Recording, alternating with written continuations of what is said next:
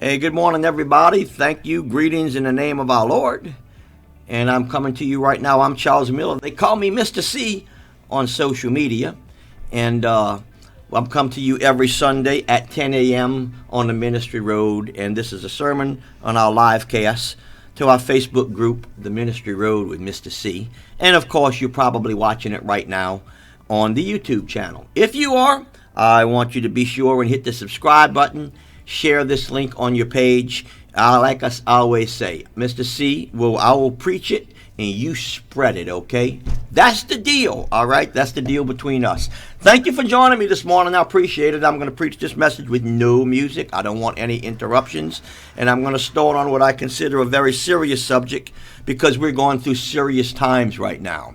And my subject, of course, this morning is, will America fall? You guys give me some thumbs up and some hearts if you want to let me know that everything is okay. Mrs. C, you run on in here and you tell me that I'm screaming or I'm too loud or whatever.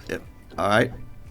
So, all right, everything's looking good on your part when we'll start the message here. All right, God bless you. All right, let's go. I'm going to speak to you this morning, this Sunday message here, on the topic itself might scare you anyway, to at least paying attention and listening to this.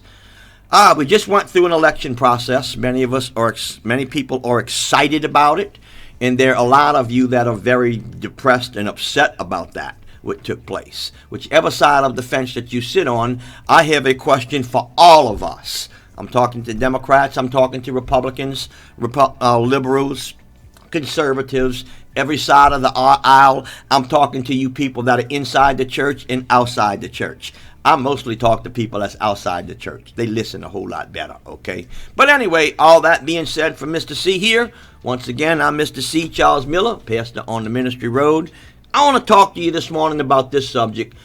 Will America fall? Well, it's hard to think and I'm not going to preach a doomsday sermon to you, okay? I'm not doing that. I'm going to give you some hope, and I'm going to tell you what would cause America to fall, okay? And I'm going to also explain to you what will keep America from falling, and guess what? That's why you need to listen right now. You know why? Because the answer to keeping America from falling lies in you, So let me get started. All right, I'm going to make a comparison about something. If you want to see how your life is going to go, many times a football coach, not that I ever was a football coach, but a football coach, what he'll do, he'll spend his entire week studying the other team. Oh, this is what they do right. This is what they do wrong. Oh, look at this. This is how they lost that last game. And I bet they're going to try it again. They're going to make the same mistake. They lost now. But guess what we're not going to do, huh? We're not going to make that same mistake. Well, let's see if we do or if we don't. I'm going to compare the United States of America with what used to be a very large world power, and that is the old Roman Empire. The old Roman Empire, I don't know if the United States of America has actually rivaled the old Roman Empire. I think that perhaps we did, depending on how you look at it. But the old Roman Empire is, guess what? It ain't there no more. It's like Cats and Bestoff. It's like Mr. Bingo. It's like, Swagamans. If you're from our area, you know what I'm talking about. It ain't there no more. It's gone. Well, what caused it to go? The Roman Empire was tremendous, was a mighty, mighty power, just like the United States of America. And I don't want the United States of America and the people of this great country to go the same direction, okay? So we're going to talk about that. Let me do this right now. Perhaps I can do this for you. Let me define America.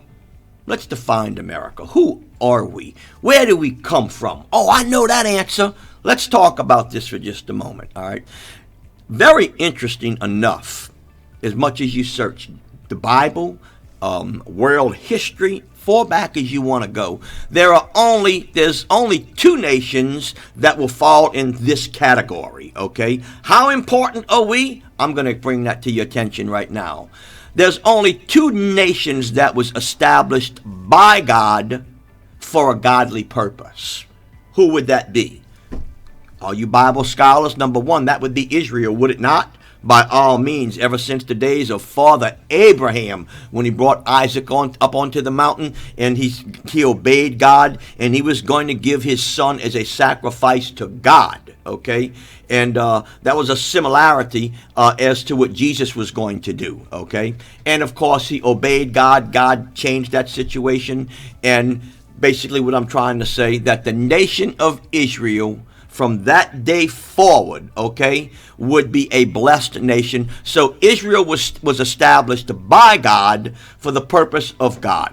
The United States of America, who proudly puts "In God We Trust" on our currency, on our coins, "In God We Trust," was established with the same premise. We have a covenant with God. Isn't that exciting? We have a covenant with God. A covenant with God is very exciting. However, that comes with an awful lot of responsibility. And one thing you don't want to do things in life you don't want to do. You don't want to lie to your mama, and you don't want to break no covenant with God. Just to be a little funny right here, okay? Both of them have some dire consequences. All right. The nation of Israel and America, they have a covenant with God. What a covenant is you agree to something. You agree to a promise that you made to God. Bible tells us, do not break a promise to God. Let me warn y'all about that in your personal lives. You say, God, oh God, heal my sick friend, heal my brother, heal my husband, heal me, and I'm going to live for you now. God does that, and you don't live for him. Oh my goodness. You will be texting me saying, Mr. C, I need some help. Yes, you will. Don't break a promise to God. A covenant is an agreement of a promise. It's agreement of a promise. A covenant means that you're going to cut off all allegiance with anything other than God. God's going to be the one true God. So let's understand what a covenant is. A covenant is to cut off, put God first, and cut everything else off. What a covenant is not, a reverse covenant, is showing allegiance to everything else and cutting off God. That's what I want to warn you about. That's what I want to warn our country about right now. And when I ask you the question, will America fall? That's exactly what I'm getting at right now. And I would ask you, the part B to that question is, if you're asking me that question, I will ask you, are we as a nation cutting off God and having a covenant against God rather than for God? We're going to discuss that in just a minute. How do covenants work? You establish that God is, here's how a covenant works with a country and with a nation. Two countries that has a covenant with God. I already explained this to you. Israel and the United States of America. I think that you would agree with me that we are a one nation under God. We put it on our currency. Yes, indeed. And we are. We expect some things from God. We expect not to lose a war. When you have a covenant with God, one of the first attributes and one of the first provisions of that document is God says, nobody will hurt you because I am the God, your God, the one true God. In our situation, right, not situation, but where we stand right now in our religion and our faith with God, is that we serve the God of Christ. I do believe that we should not just put "In God We Trust," because I don't want some pagan or somebody else to say, oh, wait a minute, yeah, the God of Allah, the God of this or the God of that. No, indeed not, the God of Christ, the God of Christ. Ever I become president, we putting on that money, in Jesus we trust, okay? It goes a bit further. All right, let me go. I don't want to spend too much time on that.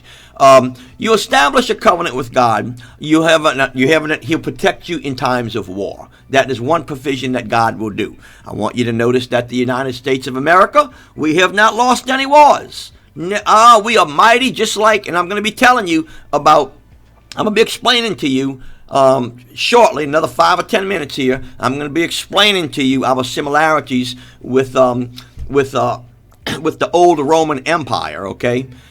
They was mighty and nobody beat them, all right? With the Israelites, God established a covenant with God, and They established a covenant with God, and nobody beat them. They were scared. The Moabites were scared of Israel. Everybody was afraid of Israel because of why? Why? Because they recognized the one true God. The one true God. They recognized him. All right, let me move on further here, okay? So here we go. They established like Jacob. Jacob challenged the gods of Baal. He says, our God is the true God. I don't want to get off topic, but I'm just letting you know that a covenant means you establish God and you don't break his laws and you don't make laws that insult him. So when I ask you, will America fall? We better get some things off of the books if we don't want America to fall. When I said earlier at the beginning of my message, it is up to you to tell me if America is going to fall or not. I'm talking to the real Christians. That's a shame I have to put the word real in there, because a Christian is a Christian, right? Oh, yes, indeed. A Christian is a Christians. You might want to start calling yourself agnostic Christians, maybe, because you're not so sure. Anyway, that's another sermon, and I'm meddling now, okay? Let me get my point across to you so I can answer your question right now. Will America fall?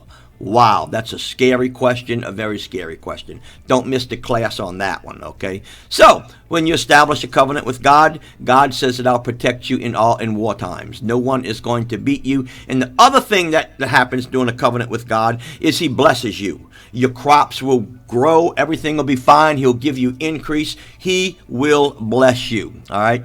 I'm explaining right now. I'm going to get ready to explain how America is following in the footsteps of the fallen Roman Empire, okay? What caused them to fall? Just like that coach that I was telling you earlier, he looked at film. He wanted to see what the other team did. And if they did something wrong, my goodness, you don't want to do it wrong. So let me move on right here. What happened and why with the United States? I mean, I know that many of the prophets, we just had an election, we had prophets that stated this, and I thought about what they said. They said, Robin Bullock said, and a very well-respected prophet, okay, modern-day prophet, Robin Bullock. Robin Bullock, his wife named Robin also. How you like that, man? All right. So anyway, the Bullocks, tremendous Christian people, tremendous prophet, all right? And a true prophet. And he said just recently before the election that God had showed him that Donald Trump would win the election. Well, all right, that's great. I was excited about that. I was excited about that. And don't want to hurt my other people's feelings, but I was excited about that. That was the side I was on. I'll tell it to you. Doesn't mean I dislike you or anything like that, because we're Christians first and foremost on everything. All right, here we go. So, but he said that Donald Trump won the election. Well, the media right now is saying Donald Trump did not win the election. Well, maybe he won the election, but they're not giving it to him. I don't know. Think about that. Did he win the election? Was it a false prophecy? I don't think it was a false prophecy. In my heart of hearts, I think that he did win the election. Let me throw a little bit of politics in here for you. The state of Georgia, actually, I'm going to get off my track just a second here. The state of Georgia, what happened? State of Georgia, I don't understand. I'm ranting just a bit right here. But the state of Georgia, they voted, I don't know how they voted for the House. They voted red for the House, but blue for the presidency. That just don't make any sense. I'm just throwing that in there to let you think that there may be some things that's wrong in there, and there may be some deception. So is Robin Bullock wrong in his prediction? I still don't think so. I think that President Trump, according to prophecy as well, I'll agree with it still, that he won the election. All right, let me move on, because that's not going to help you, what I'm telling you right now. I'm just being a little mean right now, okay? All right, I'm just ranting about things that came out wrong. At least I admit it. Mr. C is real, okay? But I love every single one of y'all, all right? So here we go. What happened and why? Let me say something and let me throw some responsibility on my audience right now, my followers. Whose responsibility is it for a nation to keep a covenant? Let me be quiet for just a second. I'm going to take a sip of my coffee. Whose responsibility, and who can we point a finger at if our government breaks a covenant with God, our nation? Whose responsibility would that be? That would be yours. That would be mine as a Christian. It is the responsibility of the Christians to put in government a godly or an ungodly king. Okay? So I will say this, and I won't bring all the scriptures up, but in God's word, it talked about what happens if you don't put in the right king. You can suffer the consequences. So I'm going to tell you, will America fall? It depends on the actions of the Christians. I think everybody has finally, I hope you have, woken up. I hope you woke up, okay? So the responsibility of a good king or a bad king falls in the responsibility of you and I. Are we allowing things to take place in our government? Are we putting the yes vote for people that will not say Jesus Christ in an open mic in a public forum?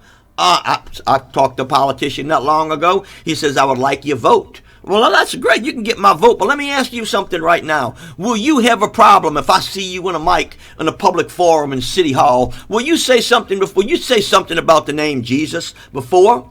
Will you say Jesus? I don't want to hear no separation of church and state and all this kind of stuff, because you won't get my vote. Well, who? She's like, well, who are you going to vote for then? Nobody. Okay? Nobody can run the government better than someone that doesn't follow God. Okay? So don't be ashamed of Jesus Christ. If you profess Jesus and you believe in Jesus, you can put your sign in my yard. I'll paint it. Okay? Here we go. All right, moving on. The responsibility of the Christians to put a good leader in there. So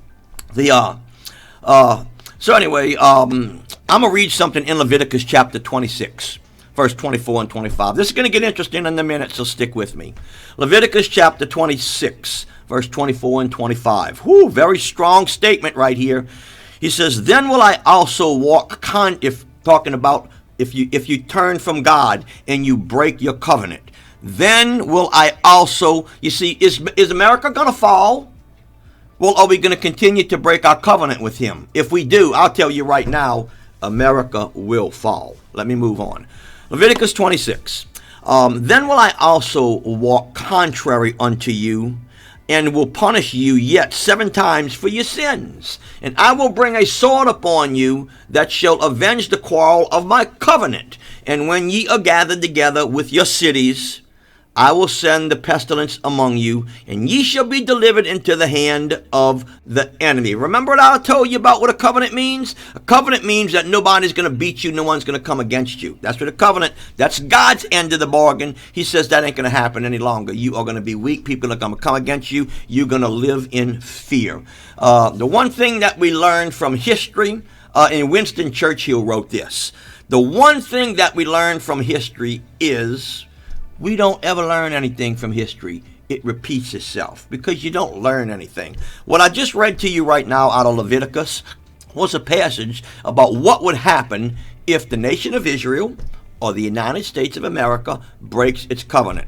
I brought this to your attention earlier. I'm talking fast because I always do. I brought this to your attention earlier in one of my sermons. That if you break a covenant with God, you're gonna suffer the consequences of that covenant being broken. God, there's covenant standards, okay? And let me run a couple of them down to you right now. Let's talk about Abraham real quick. Abraham, he obeyed God. So in Genesis chapter 26, verse 4 and 5, he said the earth is blessed because of you, Abraham. That's my end of the bargain. The Israelites, when they obeyed God, they remained healthy. Exodus chapter 15, verse 26, okay?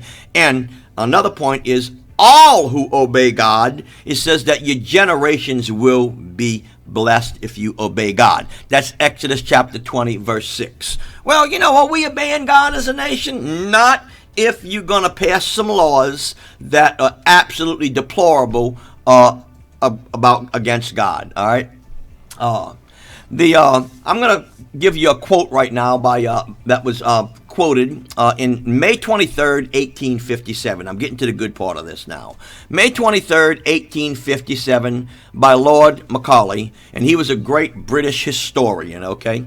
And this is what he said about our country, which could affect in our country right here. He says, the Republic will be plagued and ravaged in the 20th century. This is what he wrote. The Republic will be plagued and ravaged in the 20th century, just as the Roman Empire was by the barbarians in the 5th century. But the difference in Rome's invasion was from abroad by the Huns and the Vandals. Your barbarians, the United States, your barbarians will come from your own people within and the product of your own institutions. He wrote that, great historian, many, many years ago. But if you think about it, it holds true. That was written in 1857. I want you to make a note here that the invaders from outside did not actually destroy the Roman Empire. Rome fell from within. All right, let me talk to you a little bit about government, okay? Let me talk to you about the United States of America. I hope I'm not boring you, okay?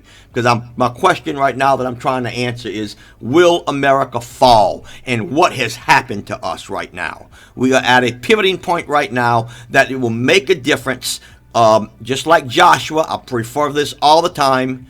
Just like Joshua said, make up your decision right now. Are you going to serve God and you're going to step up, okay? Or are you going to go the way of what I had to redeem you from, okay? And that is the idolatry and the evildoers that was here before the flood. Are you going to go back to that, or are you going to serve me? God is telling the United States of America right now, make a decision, and you're going to answer this question yourself, will America fall? Will America fall? Time for Christians to get up, time for preachers to preach up, time for us to get our Bible, shake the dust off, and put a walk to our talk, and actually be Christians, okay, Christians. All right, about government. Columbus remember I told you two countries that fall under the same that God had a covenant with, that was made by God and for God's purpose. Israel, no doubt, was one. United States of America was the other one. United States of America was a catalyst, was a backbone, was created in order for us to protect Israel. That was one of the covenants that the United States had. Long as we protect Israel, we would not fall if we kept our covenant, okay? Any president that walks away from a covenant or an agreement with Israel, we will suffer. Our prior president, I'm sorry, I got to say it like it is. Our prior president, when that president was supposed to veto a land agreement that would give the Palestinians land, okay, that was taken from them from Father Abraham, when he was supposed to sign that agreement, that president walked away, did not sign it, and actually betrayed Israel 4 years ago, when that president left office. That's just a little note, little political sidestep for you here, a little FYI. The United States of America never had any problems decisively winning a battle, no matter what it was, until we broke one of our covenants, and we had in God we trust on our currency, but we didn't have in God we pray in our public schools, okay? We started taking some knucklehead, okay, decide, I'm just trying to be kind here, okay, I would never curse. I wouldn't. But some knucklehead, all right, some knucklehead sat there and said, we got to separate. We're not supposed to have God in our government. That's separate, man. No, it's not. Never was supposed to be. Ever, never, ever. Read. If you don't want to read the Bible, read your history book, okay? Never was supposed to be. All right, let me move on.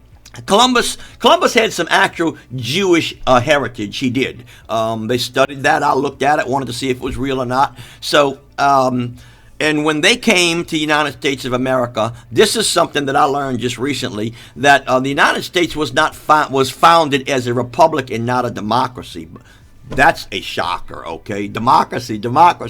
It was actually founded as a republic and not a democracy. The Pilgrims, the Puritans, they all came to establish communities of faith, unlike Jamestown and the Virginia Company that came here just to make a profit and be a business, okay? But the Puritans and the Pilgrims, so they came here to establish faith, freedom of religion, not from religion. And some people confuse that, okay? They confuse it, okay? And that doesn't mean freedom to not be religious. That's not what they meant at all. What that meant was you can't pounce on me and you can't demand that I join this particular church. That's what it meant, and that's all that it meant. That's the furthest extent of separation of church and state that you're going to get, okay? You can't misinterpret that. That means that, yes, we have God and country. It's insisted upon in the original 13 colonies. It's insisted upon, okay?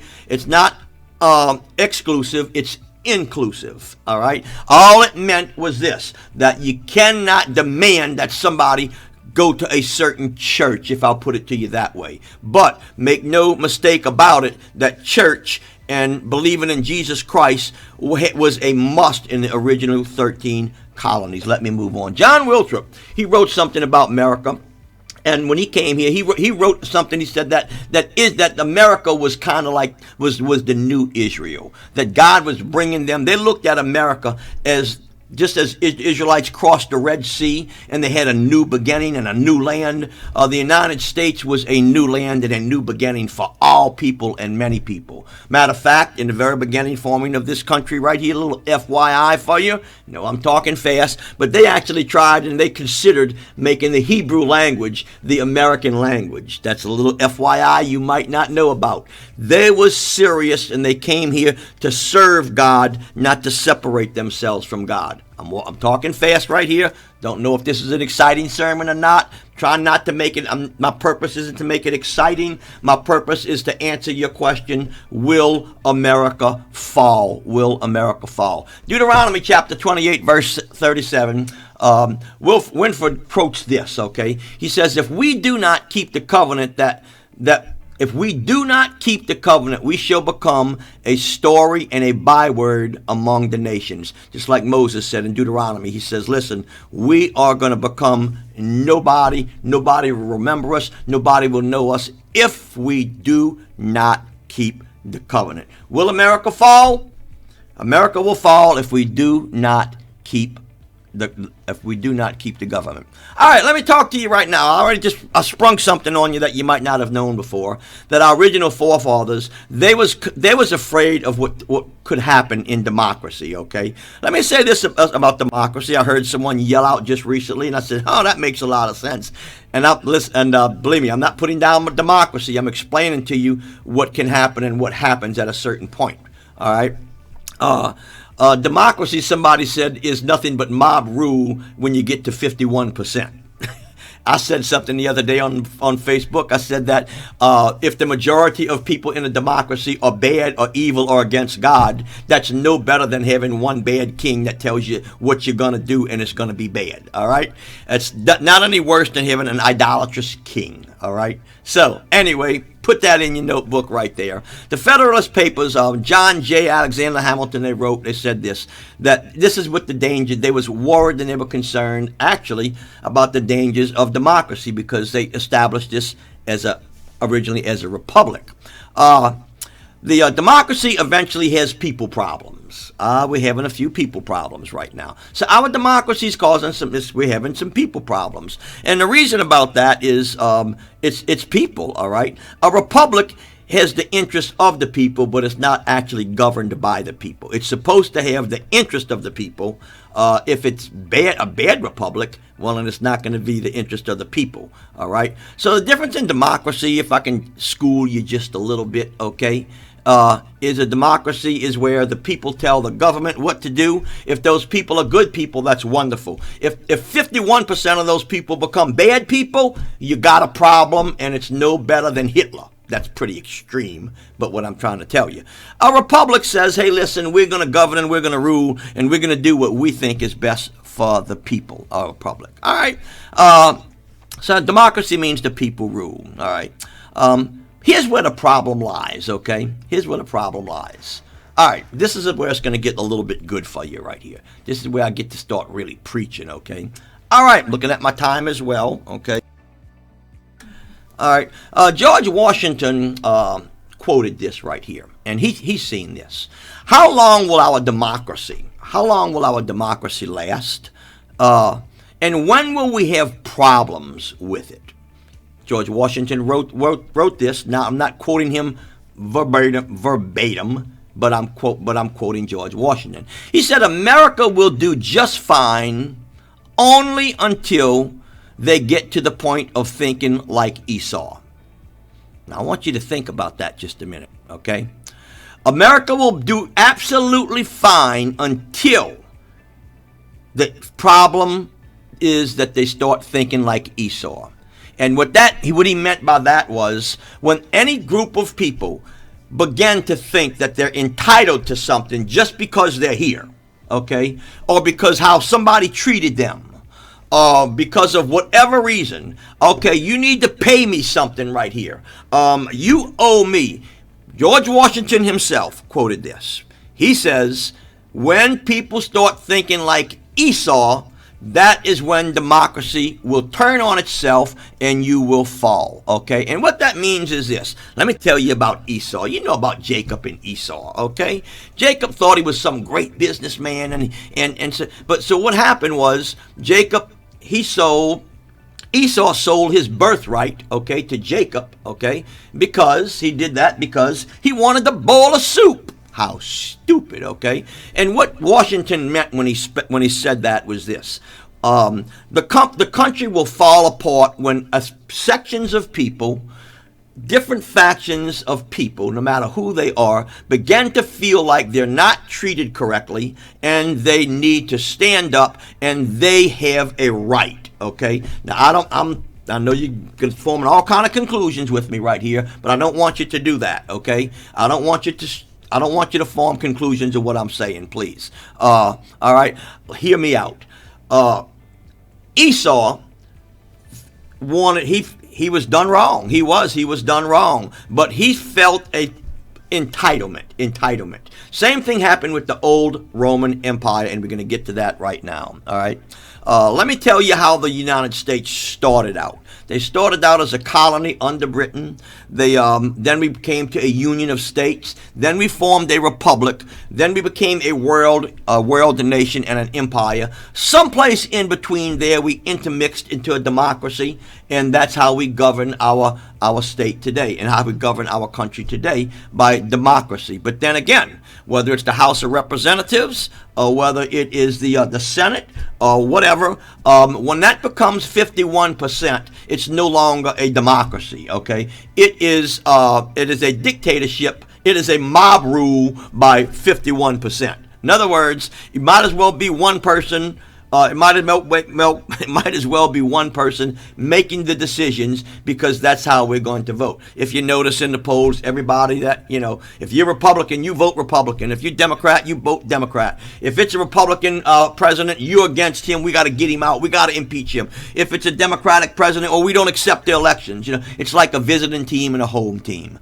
So a democracy is good until a majority of the people don't feel the same way as the rest of them, okay? Just to kind of give you a little FYI as to what's happening here. All right. So, how the United States started out? I just told you how it started out. We became an empire, and what an empire is an empire must lead militarily. The language of the world pretty much becomes their language, English in our case. They make decisions that the rest of the world follows. An empire, the United States, they control peace and war. Okay, so let us compare right, and let's compare right now. Two countries. Okay, I want to compare right now the old Roman Empire and the United States of America. I'm going to go ahead and compare that right now. Will America fall? Well, we are so parallel and similar to the old Roman Empire that it is unbelievable. It almost seems like since they fell, it's inevitable that we must fall too, because we are like two identical twins. The old Roman Empire and the United States of America. Let me compare it real quick. Rome and the United States comparison. We both were superpowers. Oddly enough, or coincidentally, our emblem is the eagle. Believe that. The emblem of the old Roman Empire was an eagle. The emblem of the United States of America is an eagle. We both had a Senate. we had a Capitol Hill. We both had a military that kept the peace across the world, peace by military. Both of us occupied the Middle East. Both of us we supported the killing of infants. We did, in our case, abortion. And with the old Roman Empire, they did the same thing. Both of them, they had their taxes, they included their tax system to pay for the government. And both of them had a welfare system. That was the problem. Both of them had a welfare system, big problem. Both of them had stadiums, all right? If they had, the NFL would have done fine in the old Roman Empire, okay? All right, so the similarities right there. The government of Rome, let me talk to you about the government of Rome, and I want to explain to you right now how we patterned so much with the old Roman Empire that it is unbelievable. It is scary when you think of this, all right? Obviously, old Roman Empire is no longer around. All right, let's see what they had. What made the old Roman Empire fall, all right? Here we go. The old Roman Empire, they had a welfare system called the dole system, all right? What happened is they actually, in order for them to pay, what happened is some people were poor. Some people just didn't exactly fill the bill. So what they did was they came up with a dole system, a welfare system, and initially started paying them with corn. They would give them corn and food, and they would have rations that they would give to the people. All right, here's what happened with the old Roman Empire. I want you to think about the United States of America and think about us versus them when I give you these similarities. Old Roman Empire, they established a very well-established welfare system, a socialistic society, eventually, a welfare system. They established, but here's what happened, and I'm not making this up, this is in the books, this is studies, you can study it yourself. What happened was when they started the welfare system and they started the dole system, it became more advantageous for people not to work than to go to work, okay? No matter who you was. If you got into that system right there and you started accepting the corn and you started accepting payment, what happened was they began to milk the system. The Roman Empire was very large. They had a great army, very expensive. They had to pay for the army. And the source to fund the dole system, the welfare system, came from, who do you think? It came from the middle class. The money always comes from the middle class. That's where your money comes from to fuel a welfare system. All right, I think we can identify that right here, and that became the snowball on the old Roman Empire. What happened was it became so expensive that the middle class was taxed so much, and the farmers was put under such stress that actually they told them they couldn't leave the country. They was sold to their job. They couldn't leave it. They had to report to the government. They had to give so much continuously. Taxation was unbelievable. They left to Italy. They moved from the country, and the military had to actually invent wars and make reasons to go to war with other countries so that they can steal the gold and own the gold mines, because they had the financing was unbelievable. And then eventually, with inside the infrastructure that they use so much, the infrastructure began to be in such a way that the government owned the companies and they dictated the pricing. You notice right now that small businesses are being pushed out. The coronavirus certainly is doing that, okay? Whatever reason you want to put on it, okay? You shut the country down, you do this, your small companies cannot survive. I had a company one time that after Katrina, it totally destroyed my small company, but my competitor was large and he was able to stick it out. So your Walmarts, your Sam Clubs, your large companies, your conglomerates and so forth, they're going to stick it out and they're going to get the government. You'll have to do business. You notice right now that it's very difficult to go shopping unless you go to Walmart. I'm not trying to give them publicity, but what I'm trying to say is the government eventually will own all of the large conglomerates and you'll have to deal with them. All right?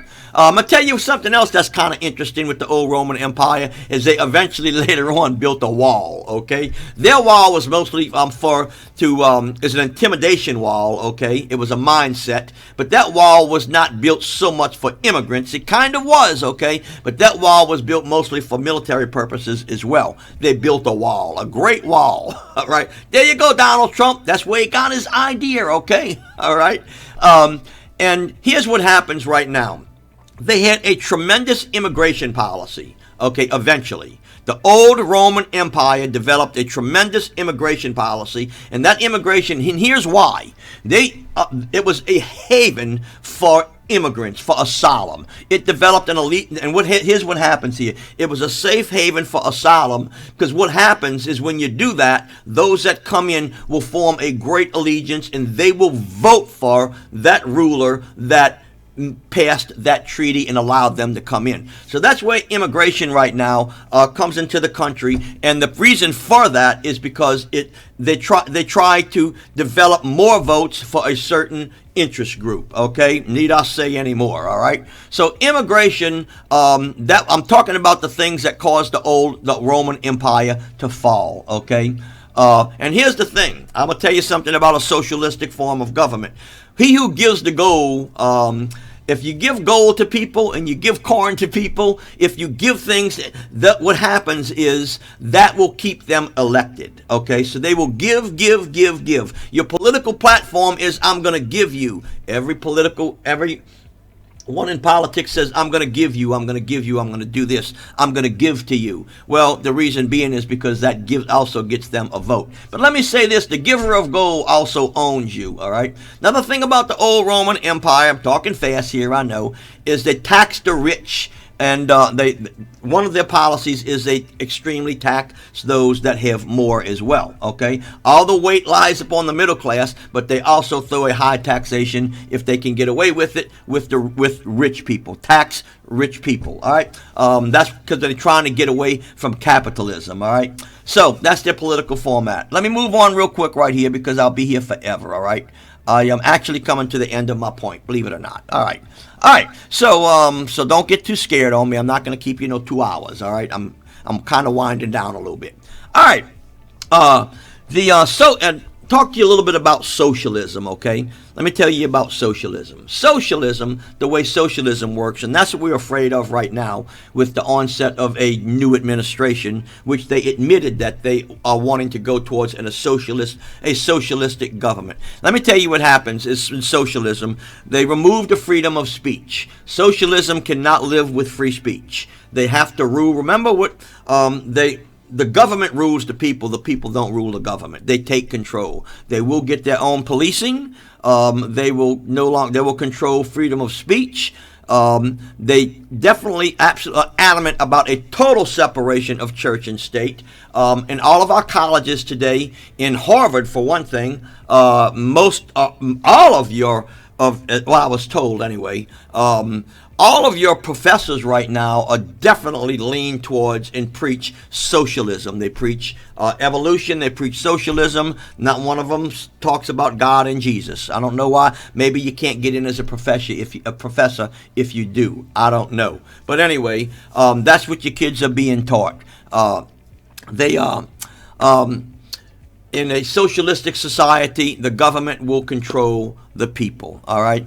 So let me just ask you this right here, okay? Will America fall? I got to tell you what, the old Roman Empire was so impressive. They built colosseums. They were tremendous architects. They were spread out so far and so wide that they could not control themselves. And trying to be a good guy, okay? Trying to be a good guy, sort of, all right? They started a welfare system. That welfare system destroyed the old Roman Empire because it snowballed. You cannot give things away unless you take it from somebody else. Not going to happen. Or I'll give you something. A lot of people would rather live on a little bit of money if they don't have to work, rather than a lot of money if they work themselves. That's just the way it goes, and that's the way it is, okay? In any country for that matter. But so let me ask you this right here, and comparing the old Roman Empire and the similarities of what made them fall, and what are we going to do right now? What can we do to save our country? What is it? Because that's the bottom line, all right? Is our is if we change administrations, is that going to be a salvation, or are we going to fall? Let me say this right now, okay? I will say this for whoever I might think I am, all right?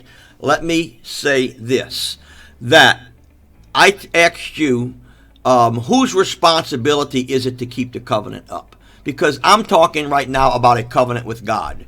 Two nations, I'll repeat it again, Israel and the United States of America. That's two nations that was formed by God and for a purpose of an interest of God. The United States was formed to be that military might and that military power and that backbone and that bodyguard, if I may say, for the country, for the nation of Israel. In 1948, when David Ben-Gurion declared them as a nation in 1948, and they established them, he became the forefather of the nation of Israel. In 1948, he declared them as a nation. That was when that fig tree budded. That's all Bible prophecy.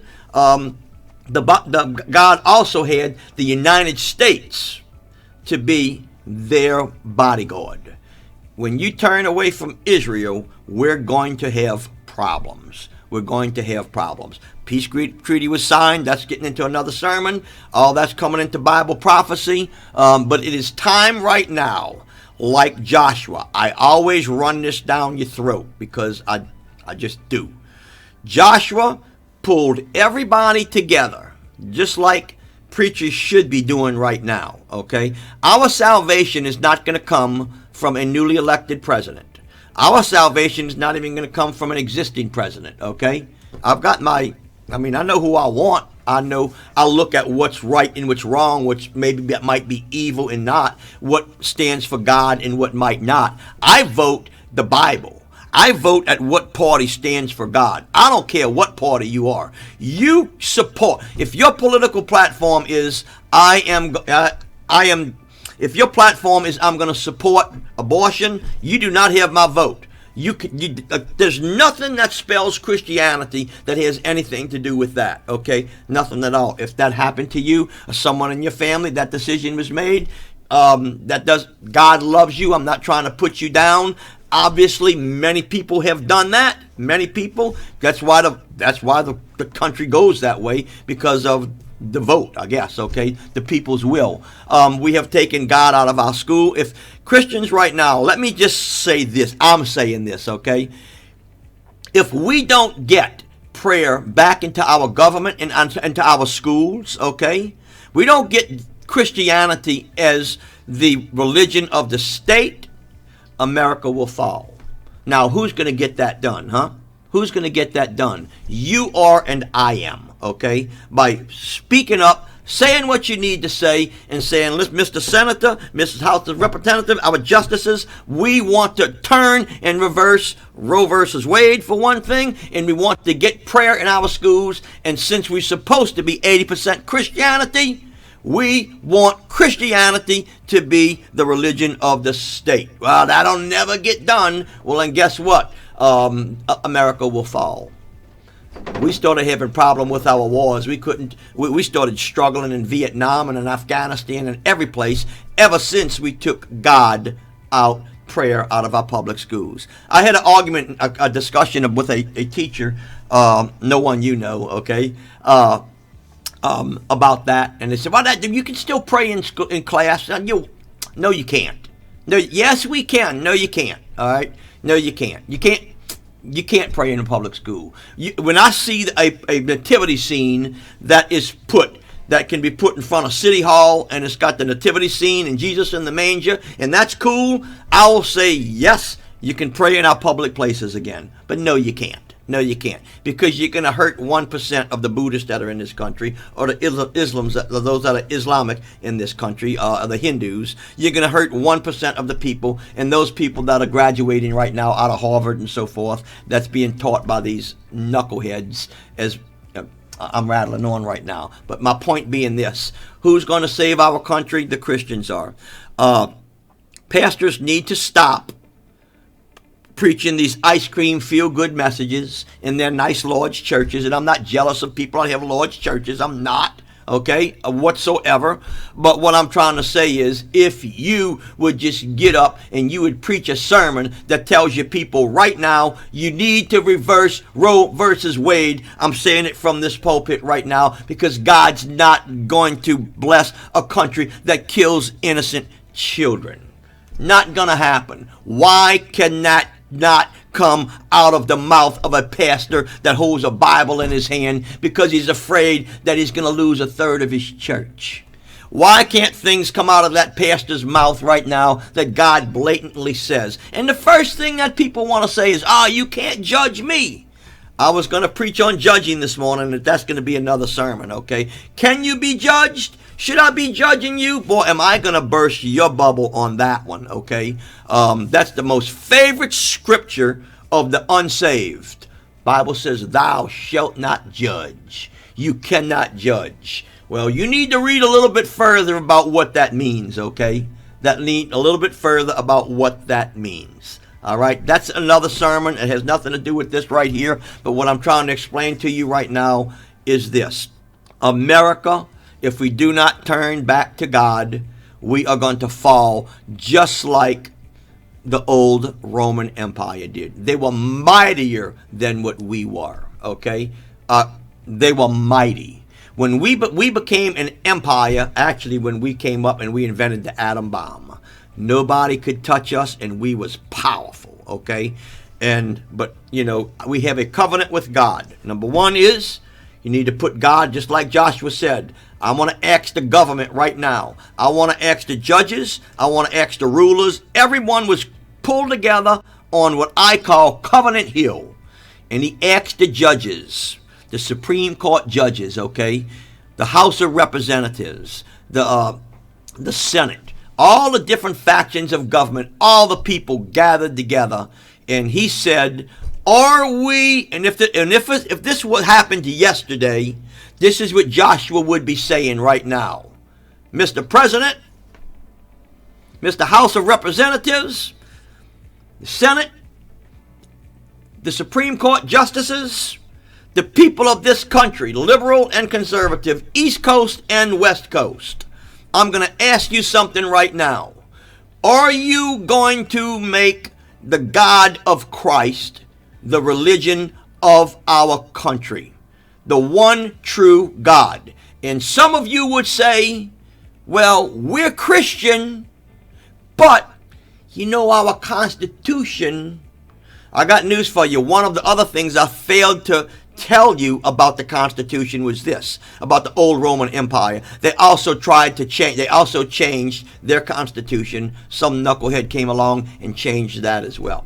Anyway, what I'm trying to say is, just as Joshua said, you are going to have to make a decision if you don't want America to fall. You're going to have to make a decision. Will Trump continue to be the president? God's still in control? For all of my Democratic friends that I'm sure don't agree with me right now, but I hope you still love me. For all of my Democratic friends right now, let me say this. I will love the Democratic Party just as well. Just as well. I would love President-elect. It's hard to roll off my mouth. Please forgive me, okay?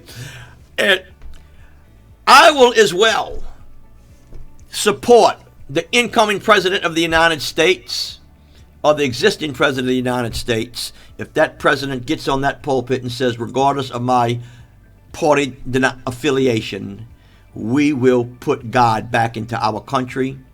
We will reverse Roe versus Wade. We will stop killing innocent babies, and we will start being a nation under God.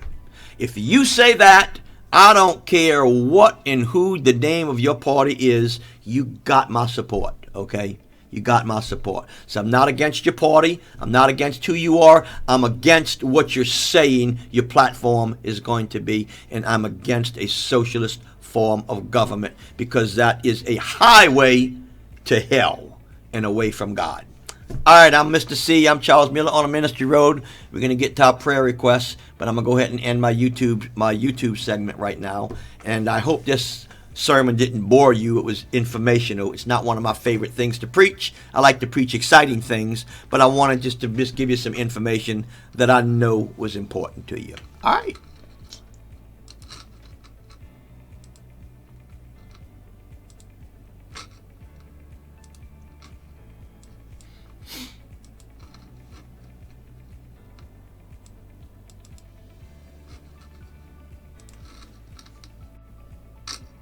All right, just bear with me just a second here, if you will.